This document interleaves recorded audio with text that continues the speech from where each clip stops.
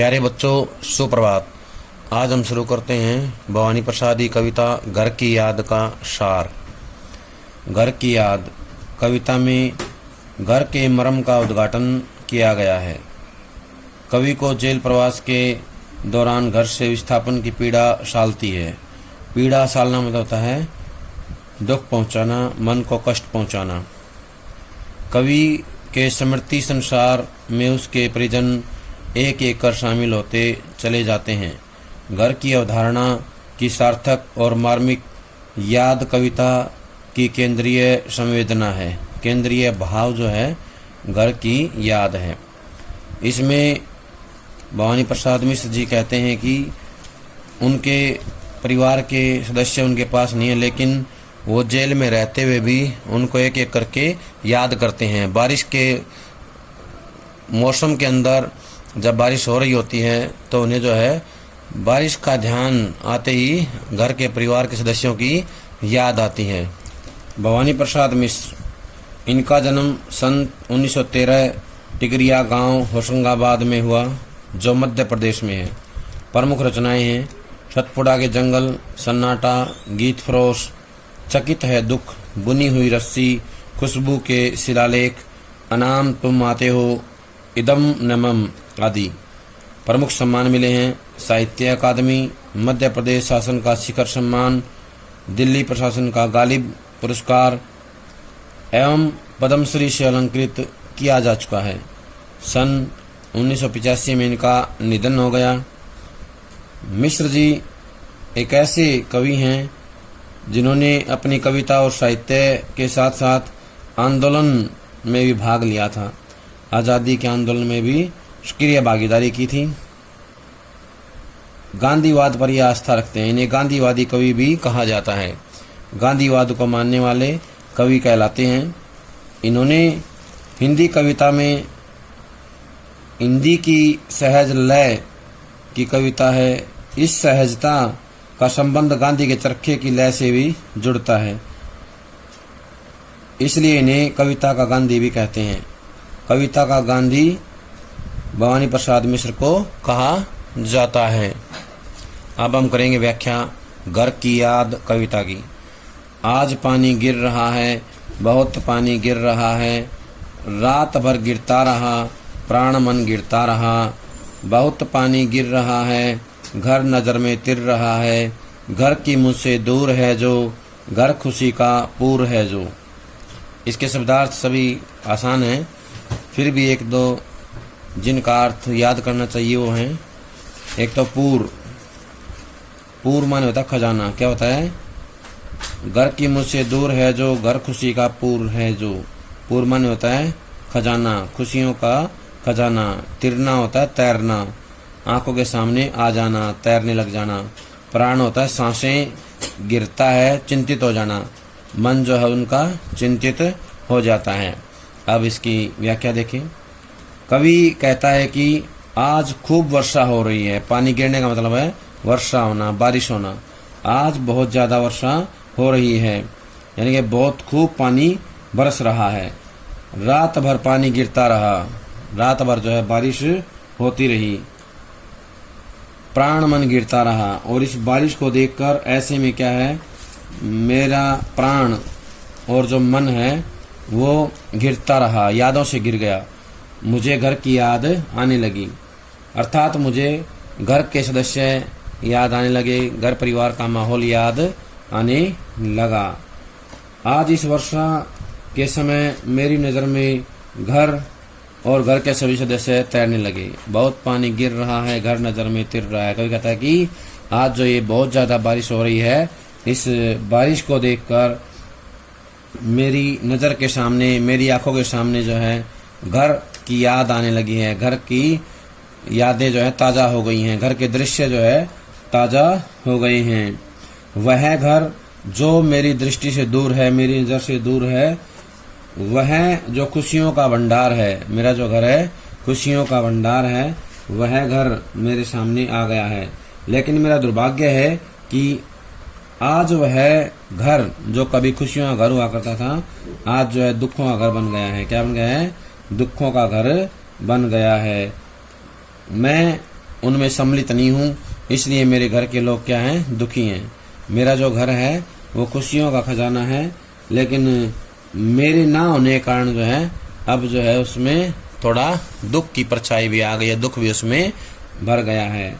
अब हम करेंगे प्रश्न। कवि और कविता का नाम बताइए। तो इसमें बताना है, कवि का नाम है भवानी प्रसाद मिश्र, कविता का नाम है घर की याद। घर की याद जो है कविता का नाम है, कवि का नाम है हमारा भवानी प्रसाद मिश्र। अगला प्रश्न है, प्रस्तुत पद्यांश के संदर्भ को स्पष्ट कीजिए, या काव्यांश का संदर्भ स्पष्ट कीजिए। तो बताना है, प्रस्तुत काव्यांश सुप्रसिद्ध कविता घर की याद से लिया गया है। सन 1942 के भारत छोड़ो आंदोलन में भाग लेने के कारण कवि को कारावास में बंद कर दिया गया था। 1942 के आंदोलन में भाग लिया था इन्होंने भारत छोड़ो में, और उस दौरान इनको कारावास में बंद कर दिया गया था। उस समय कवि को घर की याद आती है। वर्षा होने पर भी उसका मन, यानी जो कवि हैं, वर्षा होने पर तो कवि का मन और भी भावुक हो जाता है, भावुक उठता है। उसी मनोस्थिति में रची गई ये काव्य पंक्तियां हैं। ये जो काव्य पंक्तियां हैं जेल में कवि ने लिखी थी, और वर्षा होने पर उनके मन में क्या है, घर की यादें आने लगी, उनका मन भावुक हो उठता है, और वो जो है इस कविता की पंक्तियां लिखते हैं। अगला प्रश्न है, घर नजर में तिर रहा है।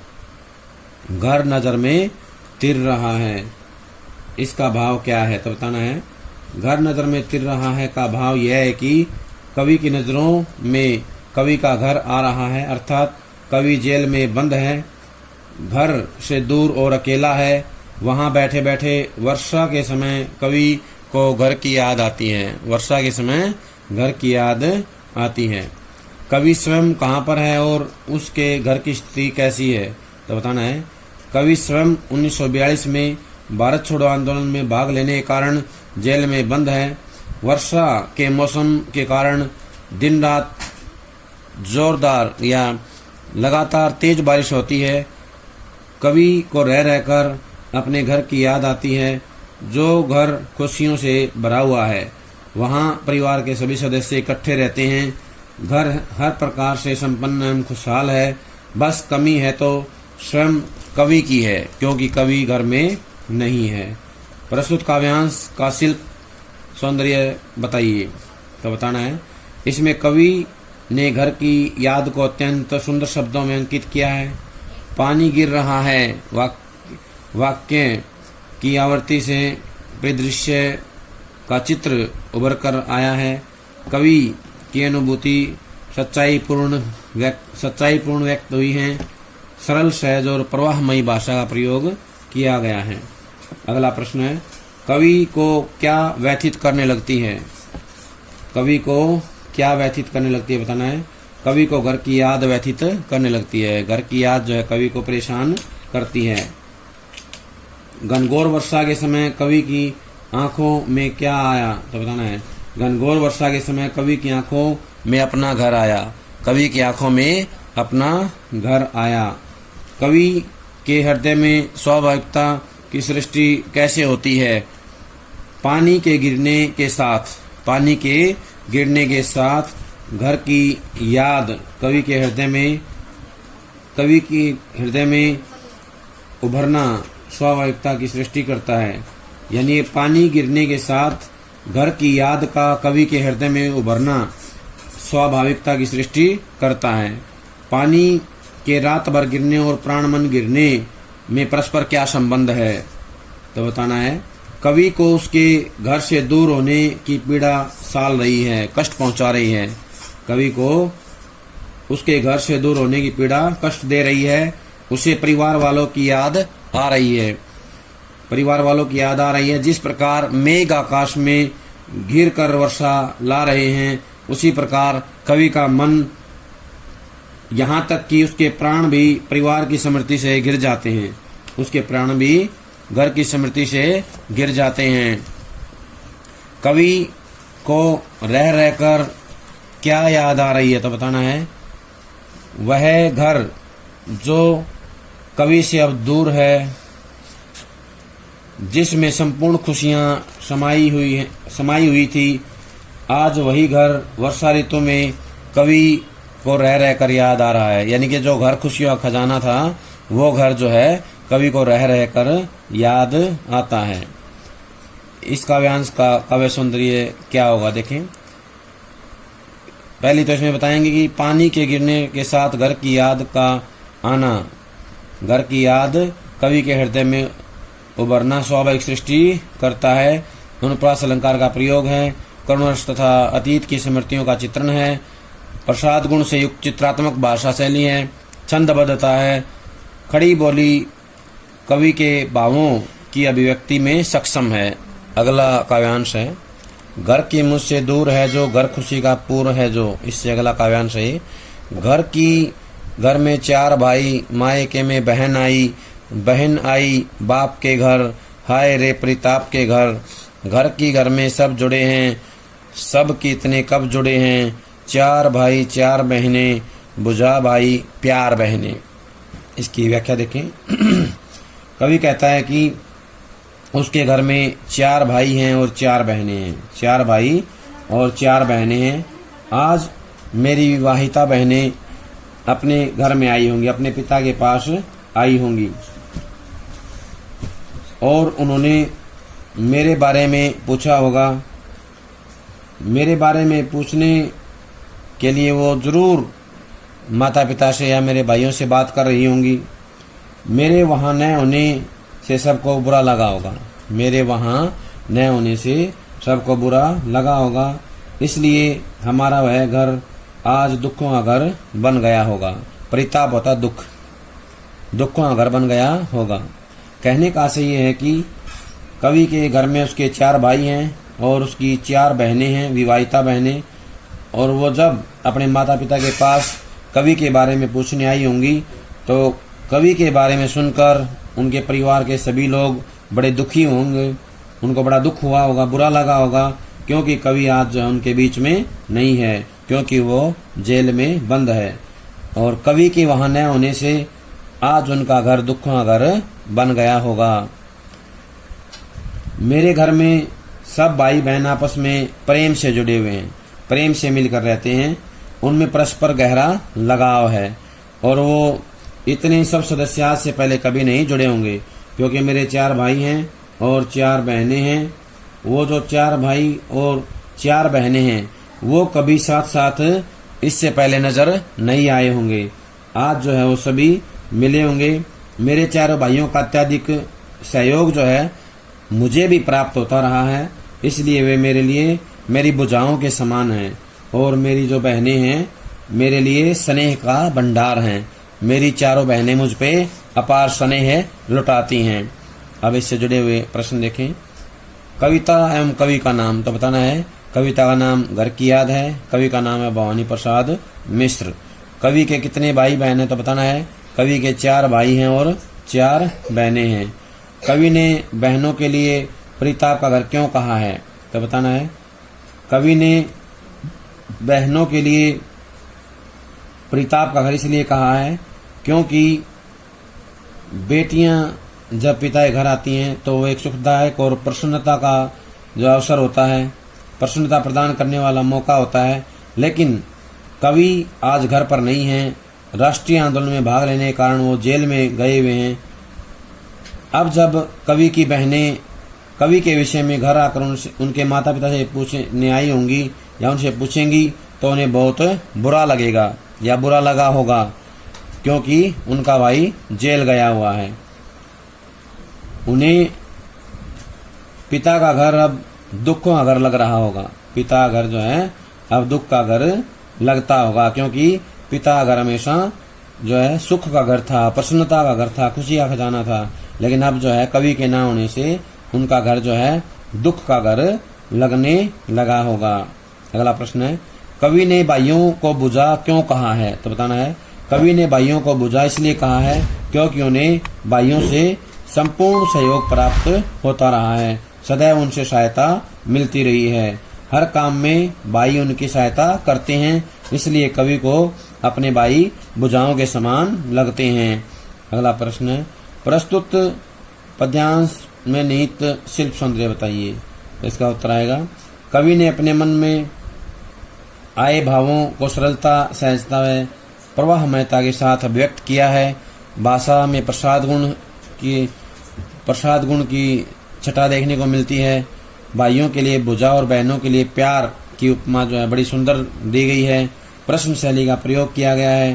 परिताप का घर का प्रयोग दुख को व्यक्त करने के लिए पूर्ण सक्षम है या पूर्ण किया गया है। ये बहुत ही उचित है, सटीक प्रयोग किया गया है। अगला प्रश्न है, कवि किसे याद कर कवि का हृदय व्याकुल हो जाता है? तो बताना है अपने भाई बहनों को। अपने भाई बहनों को याद करके कवि का हृदय व्याकुल हो उठता है। कवि वर्षा भरे वातावरण में क्या सोचता है? कवि वर्षा भरे वातावरण में सोचता है कि मायके से बहन पिता के घर खुशियां बांटने आई होंगी, लेकिन यहाँ आकर जब उसे भाई के जेल होने का समाचार मिला होगा तो वह दुखी हो गई होगी। कवि के लिए क्या दुखों का घर बन गया है? तो बताना है सबको अपने लिए दुखी देखकर खुशियों से भरा घर कवि के लिए दुखों का घर बन गया है, क्योंकि कवि घर में नहीं है। आज उसके भाई बहनें सभी घर में हैं। उनका घर खुशियों का खजाना पहले रहता था, लेकिन आज जो है दुखों का घर बन गया है, क्योंकि कवि वहां पर नहीं है। कवि के अनुसार कौन से अवसर बहुत कम आते हैं? तो बताना है ऐसे अवसर बहुत कम आते हैं जब सब लोग इकट्ठे हों तथा आपस में दुख दर्द बांटें।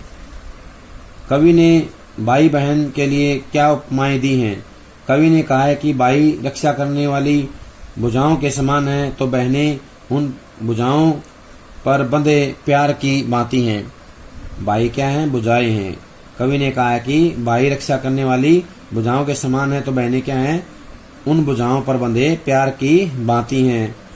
अवतरण में किस चीज का सजीव चित्रण किया गया है? तो बताना है इस अवतरण में कवि के हृदय में उमड़ते भावों का सजीव चित्रण किया गया है। कवि के हृदय में उमड़ते भावों का सजीव चित्रण किया गया है। अवतरण का काव्य सौंदर्य बताइए।